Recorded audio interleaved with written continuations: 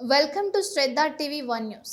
రాష్ట్రంలో నిరుద్యోగ యువత భవిష్యత్తుతో కూటమి ప్రభుత్వం నేతలు ఆటలాడుతున్నారని, డిఎస్సిలో జరిగిన అవకతవకలపై తక్షణమే సిబిఐతో విచారణ జరిపించాలని మాజీ ఎమ్మెల్యే దక్షిణ నియోజకవర్గ సమన్వయకర్త వాసుపల్లి గణేష్ కుమార్ డిమాండ్ చేశారు.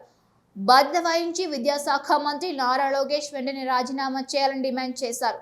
సమన్వయకర్త మాజీ ఎమ్మెల్యే వాసుపల్లి గణేష్ కుమార్ నాయకత్వంలో సోమవారం టౌన్ హాల్ సమావేశం ఏర్పాటు చేశారు. ఈ కార్యక్రమానికి వైఎస్ఆర్సీపీ రాష్ట్ర christian minority cell chairman John Wesley ప్రత్యేక అతిథిగా హాజరయ్యారు.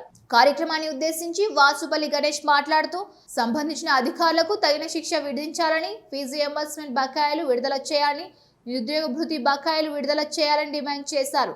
ఈ యొక్క సమస్యలపై పెద్ద ఎత్తున నిరసన కార్యక్రమాలు చేయాలని పిలుపునిచ్చారు.